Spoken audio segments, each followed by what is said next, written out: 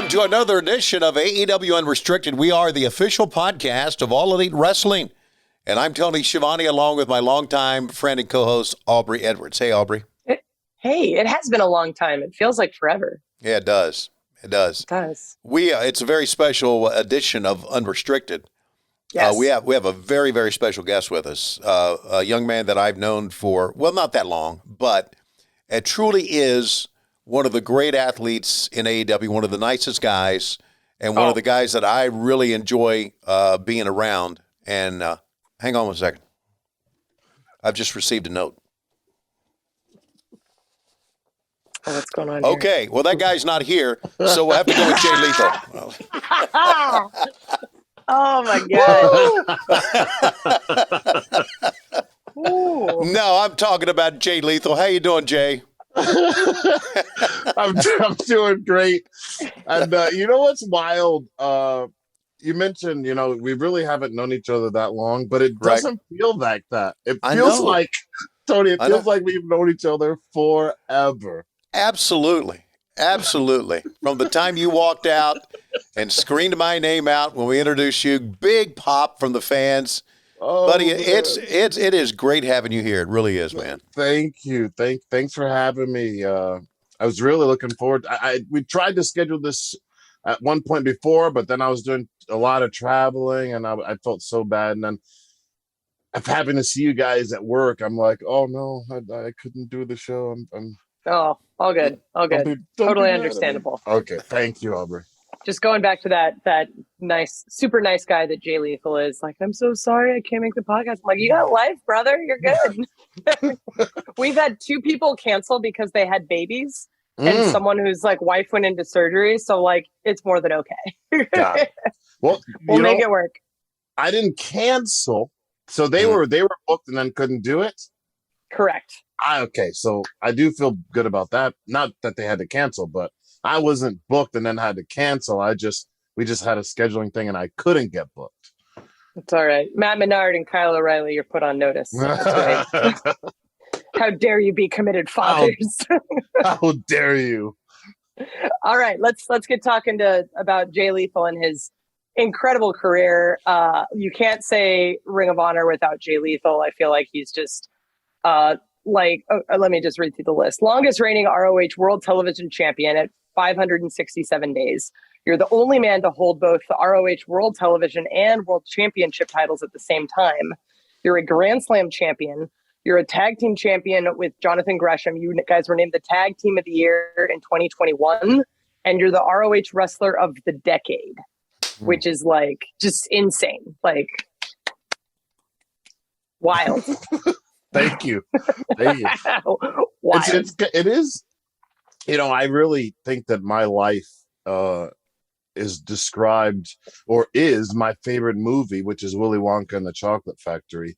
I do feel like I am Charlie. I won the golden ticket. And what I mean by the golden ticket is, and not too many people know, I won a contest to be trained for free as a professional wrestler. Oh, wow. There's the Chocolate Factory right there. And one amazing thing after another has happened to me. I never set a goal to do any of those things that you just listed, Aubrey. I just one day at a time, hoping that I could get to Ring of Honor. I never set a goal to work with and get to become friends with idols and people that I looked up to growing up. Coming into a building every day screaming, Schiavone! Like this all just kind of just happened. And I am so blessed and so fortunate and extremely lucky. And yeah, I'm just living of the real life Charlie and the Chocolate Factory. It's wild. Yeah, so you get signed by AEW, and then of course AEW buys Ring of Honor. First of all, talk about meeting Tony Khan and the days leading up to you actually coming aboard with us. Okay, so I got fired from Ring of Honor. Well, actually, the hell with them. Everyone got fired. Right, so it was a mass releasing. So fired is not the right word, I guess. Right. Let go. So they let everybody go. And the odd part is, right, the year before they'd let everybody go, I was considering coming to AEW because I felt like the only reason that I hadn't gone to AEW and jumped ship in the very beginning was I was extremely loyal to Ring of Honor. And I felt like with everybody leaving, they needed to be somebody to stay and try and help. And I felt because they were so loyal to me, I was going to try to stay and help. But that was, my duty to them was slowly coming to an end. I felt like I had, they were good to me, so I was good to them for a time, and it was time to start exploring other options. That was in my mind, but I didn't do it. I stayed and continue to help out at Ring of Honor. Well, then, as luck would have it, about October. Yeah, about October. It was about October. Yeah. We're in the pandemic. They're having these sporadic shows. Everybody's getting paid still, which we're all excited about. And, kudos to them, tipping their hat, because we had a lot of people on the roster, particularly a lot of overseas people that they didn't let go. They kept them too, paid them. So kudos to them. But it was just a perfect storm of events, not having many shows, not drawing too well when we did have the shows, paying everybody. It was just, they couldn't take it anymore. Company closes, and now I can finally explore that option that I was thinking about, which is, I know, almost everybody minus Aubrey. We had never met before, but I was very familiar with almost everybody on the AEW roster. So it was just a natural fit. I got the ball rolling as soon as possible. Even flew to Baltimore 2 days after they had that Zoom call with us to get official release papers so that I could officially start talking to AEW. Now, the wild thing is, throughout all those talks, it was like maybe a 3 to 4 day talk with emails, exchanges. Tony's copied on the emails, but he's not responding. And I'm like, normal. I hope. And I'm like, he's not responding, but so I hope he's okay with this. Right. Always watching, right. Yeah, but I'd never gotten to actually talk to him personally, but every email exchange, everybody that I was dealing with, he was copied on it all. But I never got to talk to him, and I was like, oh man, I got hired. I'm like, I still have yet to talk to Tony. Is this going to be awkward? Is this going to be weird when oh man, how is this going to go? Right. So I get to the building, and I'm led right away. I'm led to the room where all of my, every corner you turn, there's, oh man, I haven't seen you in a while. Oh man, good to see you, and hugs. The first actual room I go into, there's the Young Bucks and Kenny Omega, and Christopher Daniels was in there, and they're like, oh, Tony's on his way. So I'm a little nervous, right? So door opens, and I look, and it's not Tony Khan, it's Tony Schiavone. So I was like, wait, is this the Tony they were talking about? No, I had never met Tony Schiavone yet, so I'm a big fan of Tony's, and I was like, oh man, this is so cool. And right away he starts busting my chops. And like I said, it was as if, Tony, we had known each other for years right away. Oh man. I know.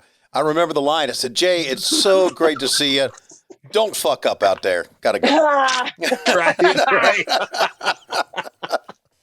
Right. Yeah. You're right. It's like we've known each other for years, and it really what a great relationship, man. Yes, it's been fun that way. It's been great times. Nothing but great times. I definitely remember. You go. Sorry. Aubrey, you got the next question. I remember actually before that, Tony Khan was walking around. I said, hey, have you met Jay Lethal? He said, nah, fuck him. You go ahead and meet him. So, I'm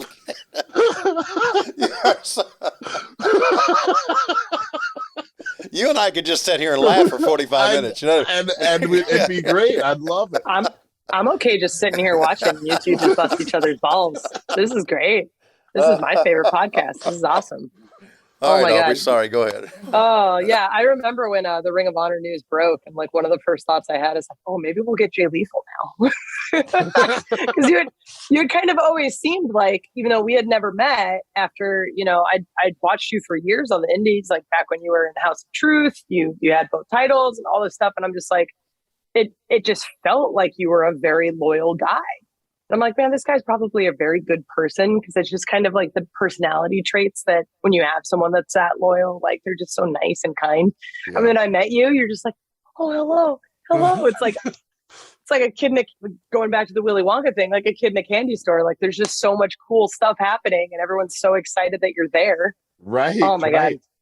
God. So absolutely wonderful. Yes. And then speaking of what, go ahead. I didn't want to interrupt. Yeah, I was going to say, and like I said, the moment I got there, first person I saw, I remember, was Christian, who I hadn't seen since we were at Impact Wrestling together.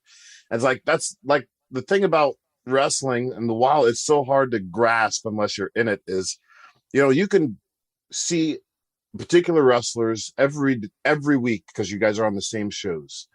And then, you know, life happens and now you're working for a different company or they're working for a different company and years go by. And you don't really talk as much. You don't text or call, but they know that you still care about them. It's just you're busy trying to do the best you and they're busy trying to be the best them. So years can go by and then something happens and you're back to working for the same company, or you guys get to see each other for a little period of time. And for most wrestlers, it's as if that time in between never existed. You just pick right up where you left off. And Christian always made fun of the way I talked. He thought he was like, oh, you talk so proper and like, and you got, and he does a good impression of me, I think. Well, anyway, as soon as I saw him, right away, he goes right into his impression of me. It was like the time in between didn't even exist. We just picked right up where we left off. It's one of the coolest parts about the wrestling business to me. Yeah, I agree. It's so great. So great. I think I haven't been in the business as long as like both of you, but it's just, I get that same impression. It's just, oh man, you just see these friendships rekindle because everyone has known each other for decades and decades. And it's so great. Right. So great. Speaking of great, all of the stuff with Ring of Honor happens. It's absolutely crazy. Everything's moving so fast. And then all of a sudden, Ring of Honor Supercard of Honor is here. And you have this amazing match with Lee Moriarty, which is awesome. Sonjay Dutt comes out, and I'm like, this is great. Immediately, I'm like, oh, I love working with Sonjay. This is great. And then both you guys turn into assholes and start beating up Lee Moriarty. And I'm like, I don't think this is so great anymore.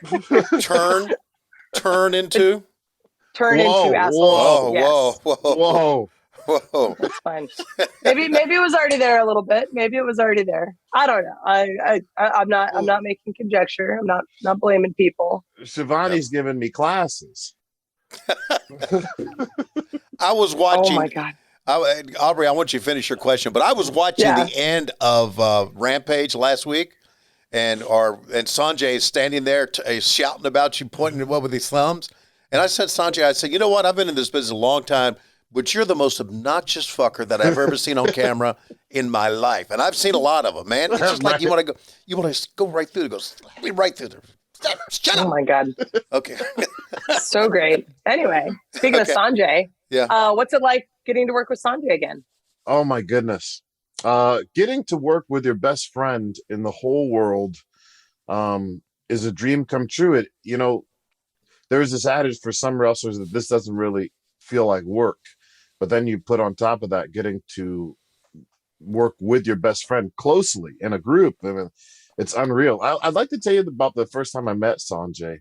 Please. And you know what? He has always been this stand-up representative of what I feel like a real man is. Like, I agree with takes that. care of business, doesn't tiptoe around. If there's an issue, he wants to tackle it right away. Let's not let it fester, like no tiptoeing around. He taught me a lot about how to let people treat me and how to treat other people, what is okay to stand for and what's not okay, how to let people treat you. Man, he is. So in saying that, the very first time I ever met Sonjay, it had to be 2003 or 2004. We were on a professional wrestling show together, and we were going to be wrestling each other. And now the promoter at the time said, "This is a family show, guys. No cursing. No. You guys gonna have a good match, blah blah blah." So right before we go through the curtain, again, the promoter says, "Guys, family show, tear it up out there. No cursing. Just remember." Okay. So Yikes. Sonjay's the bad guy. We go out, I do my entrance, my family's in attendance. And anytime my family's in attendance, they go crazy. It's infectious, the crowd. They really help the crowd get into it and cheer for me, especially when the crowd didn't know who I was. Well, anyway, Sonjay Dutt comes to the ring. This is my first day meeting him. We're going to be wrestling each other. The promoter said not to curse, and he grabbed the microphone to solidify the fact that he was the bad guy. And he said probably every curse word that I could ever imagine. And from then on, we were best friends. It was unreal. Oh my God. I said to myself, wow, this guy doesn't care about anything. But needless to say, he was total opposite. I don't know what got into him that day, but that was the first day we ever met. We were friends ever since. We got a lot to talk about with Jay Lethal. He's our guest on AEW Unrestricted. Coming up next, we're going to talk about his thoughts on TK buying Ring of Honor and his thoughts about his legendary impersonations, which is how the world got to know Jay Lethal when Unrestricted continues.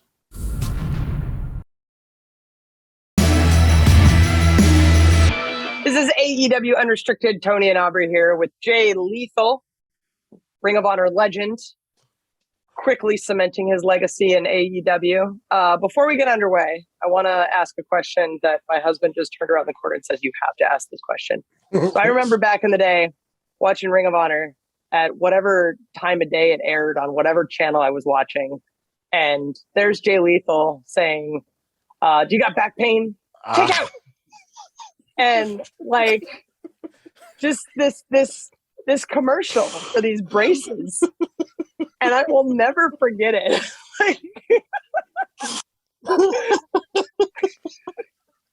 I broke him. Okay. First of all, Giovanni, have you ever seen those commercials or no? No, but you gotta look it up. I'm going to watch them immediately. Oh, you gotta look it up. It's so funny. So we had Sinclair Broadcasting owned Ring of Honor, and they had a local station here in Tampa. So whenever they needed something filmed, a commercial or something, I was like the go-to person. They'd say, because the station is 5 minutes from my house. They said, go there, need you to read these liners or, film this or film that. So one time they brought me in, they said one of the sponsors is this knee brace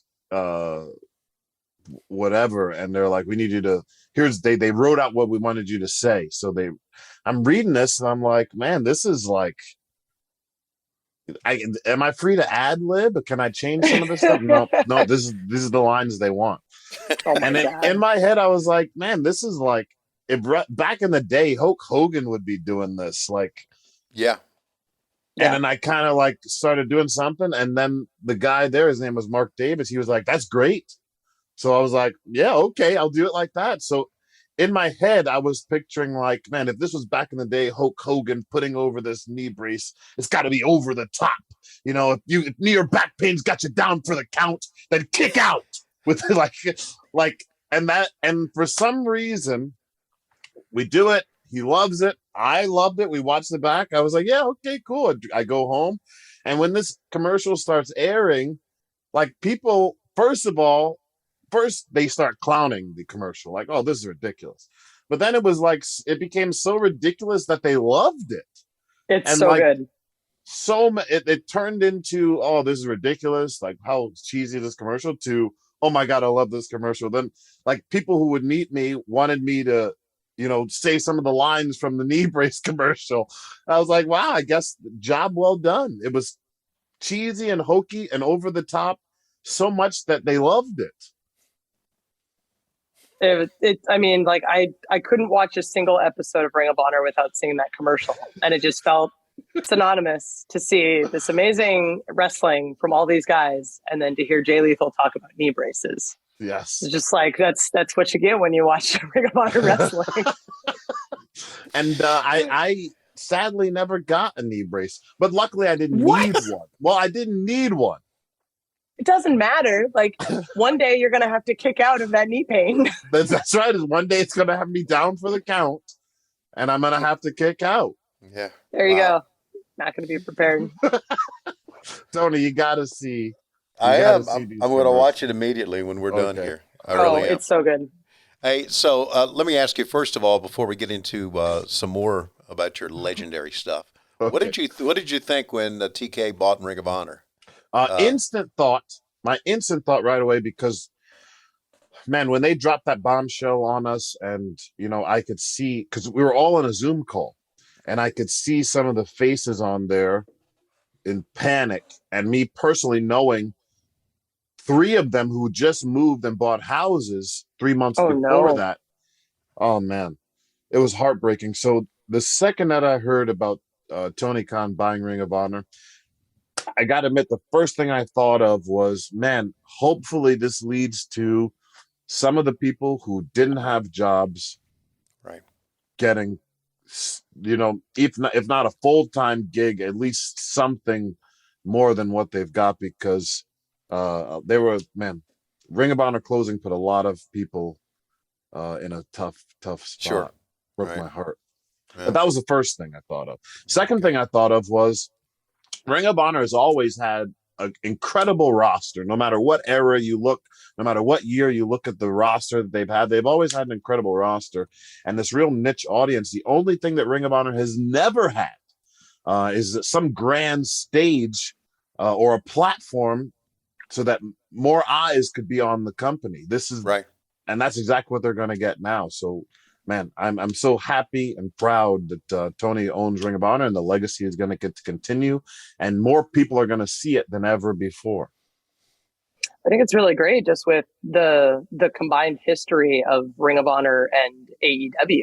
Like, how many of our stars got their start at Ring of Honor? How much has Ring of Honor been the base of kind of what we've built? Like, it's so great. And now it's going to be well taken care of and well respected. It's just, I'm so happy about it. Yeah. So happy. I'm looking forward to seeing, as there's no Ring of Honor shows announced yet. So I'm really looking forward to see how this whole thing plays out. It's going to be so interesting, I'm sure. So good. Okay. We can't have Jay Lethal on this podcast and not talk about the Ric Flair woo off. Yes. Like, just talk about it. Just talk about it, because it's this amazing clip that a lot of people discovered you. Okay. And where Ric Flair's in the rings, doing his woo, and you're trying to one up him, and it's just what the hell is happening? Yes. Here? Yeah. Okay. So there are 2 things that I really feel that put Jay Lethal on the wrestling map, if there were a wrestling map. One is the Black Machismo character that I did. And the other is the Ric Flair imitation. Unfortunately, Jay Lethal didn't put himself on that wrestling map. In fact, Raven had he said to me one day, he goes, "Jay, your Macho Man impression, spot on. Your Ric Flair impression, what did he say? Your Ric Flair impression." Well, anyway, he said it was good. He goes, but your Jay Lethal impression needs some work. But yeah, the Ric Flair thing was incredible. I knew even from a young age that I could do this Macho Man impression. I did it around the house all the time. Never once did I attempt the Ric Flair one, though. Right. And the only reason I found that I could do that, ironically enough, we were all over in the UK, and on one of the off days, wrestlers get bored. We all went down to the bar. Everybody was there. Drinks aplenty. I had a few too much to drink, and I'm a lightweight because I don't drink that often. So just 1 or 2 is enough to make me tipsy. Right. And that is how I found out I could do this amazing Ric Flair impression. In fact, I didn't even think it was that good until the next day I got on the bus and people are wooing and they're putting up the 4 fingers because we had such a great time last night. And that's when I was like, wow, the Ric Flair thing that I was doing must be pretty good. That's how I found out I could do it. Wow. So then it became this thing where I did it all the time in the locker room. In fact, Earl Hebner, who liked it the most, we wouldn't even say hi to each other. Yeah, Aubrey. We wouldn't even say hi to each other. We would just start wooing or strutting, just exactly like Tony and I do. Tony and I don't even say hi to each other. We just look at each other and strut. Well, yeah. So one time, I see Earl, I start wooing, I strut, and he doesn't strut and he doesn't woo. I go, oh, maybe Earl's having a bad day. So as I get closer to him, I go, what's up, Earl? And he goes, you'll never believe who's coming here. And instantly my heart dropped. I mean, my stomach, sank because I knew exactly what was going to happen. Everybody was going to put me on the spot and make me do the impression for him. So I was terrified. I didn't think that I would get to work with him, but I was terrified. So, weeks leading up, I'm getting more and more nervous, and finally he's there. And he's always got a big group of people around him. It's his first day there. So I try to time my introduction at a point where there's nobody around him, but it never happened. So then there was a point where there was just a massive amount of people around him. I go, maybe this is better than nobody, because there's so many people he won't even realize. So we wiggle through the crowd and get to him. And right before I get to him, I'm like, what do I say? Mr. Flair or Rick or like what? So I get to him, I stick my hand out, I go, Rick, Jay Lethal, it's a pleasure to meet you. And he looks down on my hand and he looks up at me and he goes, let me hear it. And it's like everybody around, it's like that record scratching or that outlaw walks into the saloon and everybody stops playing cards and looks. Everybody's looking. And without skipping a beat, I jump right into the promo that Flair cut when he helped Undertaker beat Hulk Hogan for the world title. And man, he absolutely loved it. Everyone starts laughing. And he kind of just like walked away and goes, kid does me better than I do myself. No, thank you. He never thanked me. There'd be sometimes where we have these house shows. And when I get there, I would hear him screaming for me, Lethal, you son of a... Can we curse? Yeah. Okay. Yes. Lethal, you son of a bitch. Where are you? And so I knew what that meant. So I'd go find him. He'd go do it. So whoever he was with, I'd do the impression for him. And at the end of it, they'd turn and walk away. And he's laughing while they're walking away. And I hear him say, he does me better than I do myself. Never thanked me, but just the fact that he appreciated it was thanks enough. Yeah. Right. So sorry, it's a long story. No, it's good. That's great. To get to me working with him had to be his idea, because at Impact Wrestling, there's no way they're telling Ric Flair what to do. So he must have went and said, I want to work with Lethal. So one day I get there and Vince Russo comes up to me and goes, bro, you got a promo today with Ric Flair.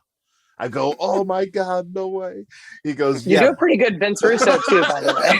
Yes, he does. He goes, but look, bro, Ric Flair won't let us write anything for him. So you're going to have to go to him and see what does he want to do. I go, okay. So I go into Flair's office. It was like an office, but right. I go into his room. Yeah. Right. I go into his room and I said, oh, Russo said we have a promo today working together. Flair goes, yeah, we're going to tear the house down, brother. I go, he said I should get with you and figure out what you want to say, how we want to.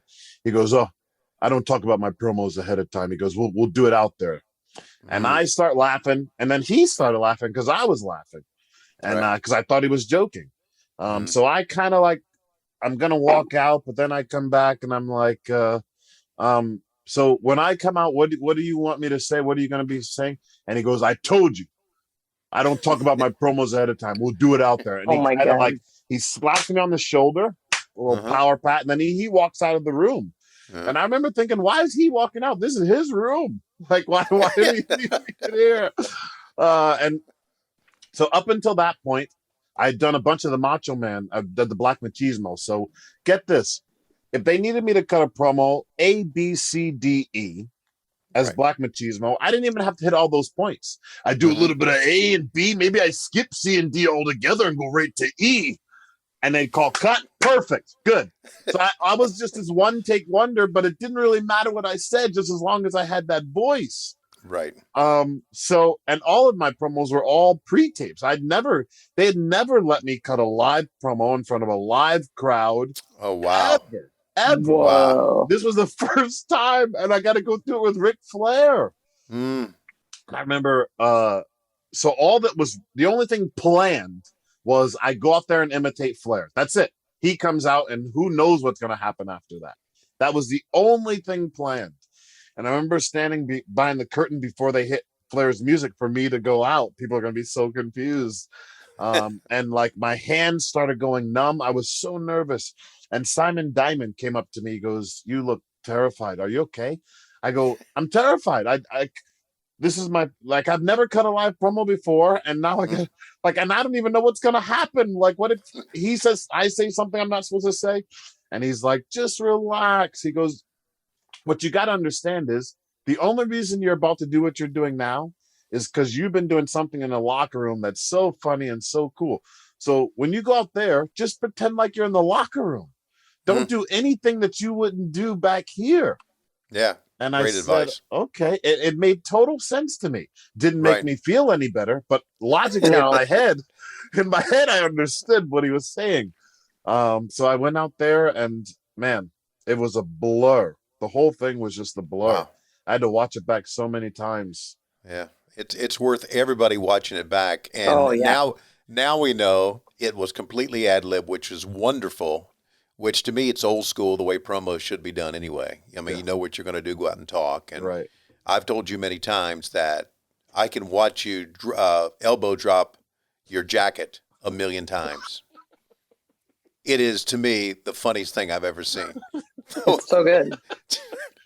And you can tell that Flair was just dying inside. He wanted to laugh, you know? Yes. And there was one time where I know that I got him. And I said a line that he only said this line maybe 2 or 3 times on film. God knows how many times he said it, you know, and it wasn't recorded. But there's not many recordings of him saying the line, "Jumping on is a lot easier than jumping off." And when I said that line, all he could say was, "Wow!" Because he had a smart comeback and reply for everything that I was saying, except for that. All he could say was "wow," and that's when I knew I got him, because he said "wow" and he was kind of like laughing and smirking when he said it, and that made my life right there. Wow, it is wonderful. It is absolutely wonderful. It is worth everyone watching. I can tell you that. Well, thank you. Tony. Yeah, it really is. So, Aubrey, you ready for fan questions coming up next? Oh, I'm so ready. Ready. Fan questions coming up next for the one and only Jay Lethal on Unrestricted.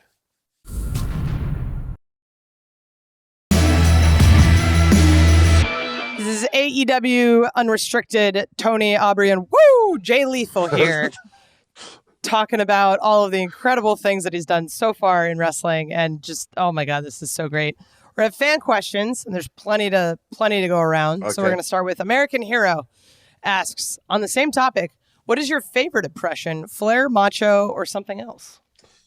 I think it's Macho, because the thing about all the impressions that I do, which is not a long list, I think I got a pretty good Jimmy Hart too, but I need my megaphone. Well, the thing about the Flair and the Macho is, if I've never heard Flair say it, then it's hard for me to come up with the way he would say it. Right. It's this weird thing where I have to have heard him say it before I can, you know. But with the Savage, no matter what, like I've never heard Savage eat cake. But I mean, I bet he'd like chocolate. Maybe it's one of those half and half cakes. Yeah. So with the Savage, I can say almost anything. But the Flair one, I have to have heard him say it. So my favorite one to do is probably Macho Man, because it's a little easier for me. Although when I started the Black Machismo character at Impact Wrestling, they sat me in a booth. And I said, "Oh yeah," maybe, I'm not kidding, 100 times. They had me say all these lines, maybe 50 to 100 times. And then shortly after that, they were making the TNA Impact video game. And I was like a large part of the story mode.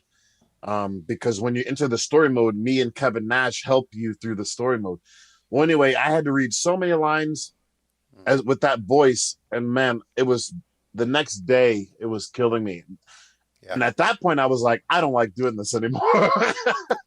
But it got way easier after that. But for a short period of time, Macho Man I hated doing it because it was stressful on the voice.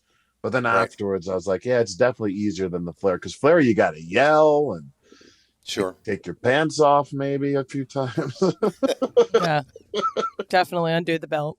Definitely down to his underwear. Oh God.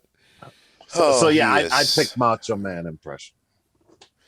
All right, and I understand about stress on your voice in video games, and Aubrey can attest to this. I've done many video games, and that work's not easy. Voiceover work. Nope. It is really, really not. Real Steve V wants to know, and this is a very involved question, so hang in there. But it's good. Jay, your style is fluid, crisp, and current, in my opinion. I don't recall you ever working a different style, but I only know you as far back as TNA. How has your in-work changed, if at all, over the years, and do you do any kind of preparation to adapt to different opponent styles? No, I don't do anything to adapt to, because Jonathan Gresham said it best. He said, styles make fights. So, like, when you get two people in there with different wrestling styles, that's what makes an interesting wrestling match. Yeah. But throughout the years, I wouldn't say that I've changed anything on purpose. I would say that I've learned a lot more, and I've learned to do things a little bit better, but never changing it on purpose. And one of the coolest things about what he said was, he's realizing my wrestling style, or looking at this, looking at that. One of the cool things about wrestling that I think as well is, whenever you look at a particular wrestler, what you're looking at when you watch them, perform, for lack of a better term, is what they think wrestling should be. So when you watch me, you see Macho Man, you've got to see some Flair, you've got to see a little bit of Bret Hart, because I was a big fan of Bret, and there's some Benoit in there, because technically sound, I don't think there's anybody better. So you were just watching a massive ball of who I think was really good and what I think professional wrestling should be and is. And that's what you're watching when you watch each particular professional wrestler. So to have a fan point out what they're seeing when they watch it, to me is super cool. But yeah, I haven't changed anything on purpose throughout all my years of wrestling. It's just some things naturally change when you learn a little bit more and when you get better. That was my best way of answering that. I hope I answered it. I love it. Very good. No, that's perfect. Absolutely great. There's so many people that do change their styles over time, so I think it's a very interesting way to stick about it. Yeah. And, I mean, I agree with Gresham. I think it's great when you know that this guy's style is this and this guy's style and how they're going to clash together. Like, perfect. 100%. Yep, 100%. Matt Henson asks, have you remained in contact with Truth Martini, and will we ever get a chance to see him manage you again? I have stayed in contact with Truth Martini. In fact, his birthday was the other day, May 8th, which is same birthday as my brother. So it's hard to forget his birthday. Yeah. And it falls on Mother's Day many times as well. But as to will I ever see him manage me again? That I don't know. I had a great time when Truth Martini was my manager. I loved having a manager. I just think that, in my opinion, some people who have managers, I got to be careful how I say this, but you've got to be willing to let your manager carry the ball. And sometimes it's a tough thing for a wrestler to want to do. Put so much faith into your manager. And I put so much faith into Truth Martini when we were together. If you watch any of our matches, he is just as involved. And he is as big a part of the match as I am in the ring. So I really love having a manager dynamic. And now I have a manager that's over 7 feet tall, and he can't move like Truth Martini could, but it's definitely going to be interesting. And Sonjay's out there too. So, yeah, I'm not sure if the cards will ever, bring me and Truth Martini back together. Hopefully, fingers crossed. You never know. Of Cooler, that's of Cooler, wants to know, can you give details on how you set up prep for the Field of Honor match with Shinsuke against Red Dragon back in 2015? I hardly remember that. I watched that back not too long ago. I hardly remember. And you want to know why I think I hardly remember? I was starstruck. I was and still am, a big fan of Shinsuke. I have a few pictures that we took on my phone, actually, from that day. And I remember thinking, I love this guy's style. He's like if Michael Jackson was a wrestler. And I remember when I got into the locker room, he was over in the corner stretching. And I don't know if I have the room to do it, but he was in the corner stretching. The coolest stretching I've ever seen. He was just loosening up his shoulders. He was doing this like cool little dance just to loosen up his shoulders. And I remember when I saw that, I was like, this guy is so freaking cool. And the rest of the day is really like a blur. I don't really remember us getting together, and I didn't even remember the match until I watched it back. It's not like I got hit in the head or anything, but all I really remember from that day is thinking it's so cool to be working with Shinsuke because I'm such a fan of his. It's wild. He's such a cool guy. He seems like a cool guy. It's amazing. We got a question. Amazing. Got a question from Captain Hostile. Why did you cut your hair off? And do you ever plan to bring that look back? Okay. Well, unfortunately, Captain, I couldn't bring that look back if I tried. So one strike against me was I had braids for 13 years straight. I counted. So every 2 weeks, my sister or my cousin had to rebraid my hair 13 years straight. That was strike one against me. Strike two against me was my dad balded quite early in life. So, when you put both of those things together, it didn't end up, too good for me. So writing's on the wall. The writing was definitely on the wall. And I remember one time my sister was braiding my hair and she made this weird sound. She goes, And I remember looking up and I said, wait, what happened? What does that sound? And she was like, oh, nothing. And then she continued braiding my hair. And then every time she would redo it, there'd be a weird sound that she would make. And finally she was, just came out and said it's getting thin here. I go, really? She goes, yeah, you want me to add some hair to it? Add hair? Like, oh no, this is not good. Add hair. So yeah, I was like, oh man, it's not. So when a wrestler does not cut their hair and they let it bald and they continue not to cut it, Truth Martini and we call that fighting the good fight. And, and I remember having that conversation with him. And he said, Jake the Snake never cut his hair. Macho Man, Hogan, they fought the good fight. You got to fight the good fight. And I said, yeah, you're right. So I let it continue until it was very noticeable. And then I remember going to the barber and I was like, it's time. I got to cut it. And he turned the clippers on. He was sad to do it. And I go, wait. Oh. Hold on. Well, why don't I try to make an angle out of this? So then I called Ring of Honor and they were like, yeah, of course. Like, why would we say no to that? So the Young Bucks and Adam Cole beat me down. They held me, and Adam Cole, in front of my grandma, shaved my head, and she was in tears. She was in tears, yeah. But yeah, that's why I don't have the hair, and it, unfortunately, will never come back. And sometimes, you have those lazy days where you don't shave for a while, and that's when I really feel old. I just had a birthday not too long ago, so I just turned 20. I just turned 37. I just turned 37. 37, right? 27. And I'm like, man, I feel great. I don't feel, not that 37 is old by any means. I'm not Tony Schiavone's age yet, but not that 37. I'm like, yeah, I feel good. And if I don't shave for a while, and I see that patch that doesn't grow and everything else is growing, that's what makes me feel old. So that's my motivation to keep my head freshly shaved, because I don't want to feel old when I look in the mirror. Fighting the good fight. Next time I see you, I've got to say, hey, Jay, you want to add some hair? You go, add hair? Add hair? I mean, he laughs, but the amount of hair our hair and makeup team adds to people is much higher than I think people would understand. So, Yeah. Okay, though that makes me feel better, Aubrey. oh yeah, there's a huge amount of fake hair in our makeup department. So Yeah, a lot. do not worry, sir. If this is something you want to approach again, like I'm sure Janet Mirandon can hook you up. Got it.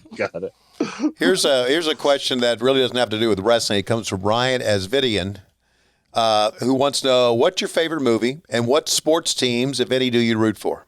Okay, 100% favorite movie of all time, Willie Wonka and the Chocolate Factory. The original one? The original one, which actually, the original one is called Willie Wonka and the Chocolate Factory. Right. The remake is called Charlie and the Chocolate Factory. Right. Oh. The original one was supposed to be called Charlie and the Chocolate Factory, but they thought that name would be offensive. So they changed it to Willy Wonka because at the time, that name Charlie was used for other things. Okay. All right. So anyway, they made it Willy Wonka and the Chocolate Factory. That's my all-time favorite movie. In fact, my life is patterned after that movie. I am Charlie from the Chocolate Factory.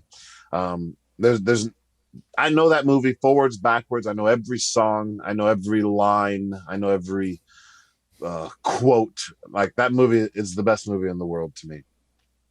And as far as sports teams, I've always considered myself a hometown guy. So I like to cheer for the home team. Well, that was, while I lived in New Jersey. Once I moved to Tampa, Florida in about 2010, 2009, my favorite sports team for football became the Panthers. I still am a big fan of Cam Newton. But every other sport, I just cheer for whoever the home team is. Florida, we got the Bucks, and I've been to one Lightning's game actually, and it was amazing. Oh, Tony, what's going on here? What's going on? Cam freaking Newton and the Auburn freaking Tigers can kiss my Georgia Bulldog ass. Oh, Tony, it's okay. Anyway, it's okay, so go ahead. I'm sorry I interrupted. No, it's okay. But that's it. I'm a hometown guy except for football. My favorite team is the Panthers. And Charlie and the Chocolate Factory, Willy Wonka and the Chocolate Factory is my favorite movie. And I refuse to even acknowledge the Charlie and the Chocolate Factory movie. Even though I think Johnny Depp's a great actor, I just did not like it. Some movies just should not be remade. No, you're right. I agree. And that is a classic. Mm-hmm. Even though when it came out, it bombed in theaters. And then later on in life, it became this, they got this big following, this cult classic. Right. But yeah, when it first came out, it did not do very well. Right. Well, this interview, I think, is going to end up being one of our classics. Jay Lethal, thank you so much for being here today. This was just so great. Thank you for having me. Your stories are excellent. Like, I'm so happy you're finally a part of the AEW family. I love working with you. I love every time I mess up the chicken butt line. That you asked it's me hard backstage. to get. It's hard to get. It's hard to get. I should know what's up by now. So I've done that chicken butt line with about, in my life, 10 people. And once you get past a certain amount of time of saying it, you can't catch them anymore. It's tough to get them. Mm-hmm. I'm like a 50-50. I'm getting there. Yeah. I don't know. It's hard. You'd be surprised how many times I've tried that with people over the years, and that's not even a thing. They're like, chicken butt, what is that? I don't get it. They've never heard that joke. Guess what? Okay. What? Chicken butt. They've never heard it.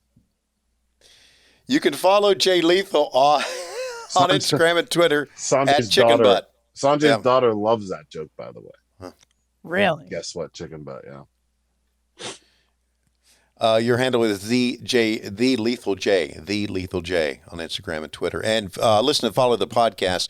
We are AEW Unrestricted. We're free on Apple, Spotify, wherever you get your podcasts. Check out the video episodes on YouTube. Just search AEW Unrestricted. Aubrey, you got the rest. We are on Dynamite on TBS on Wednesdays. We're on Rampage on TNT Fridays. Dark Elevation you can watch on YouTube on Mondays. And then Dark you can watch Tuesdays on YouTube. It's so much stuff to watch. So much awesome wrestling. Every new person who joins our company, there's just so many awesome places to see them. I'm Aubrey Edwards here with Tony Schiavone. Thank you for listening to AEW Unrestricted.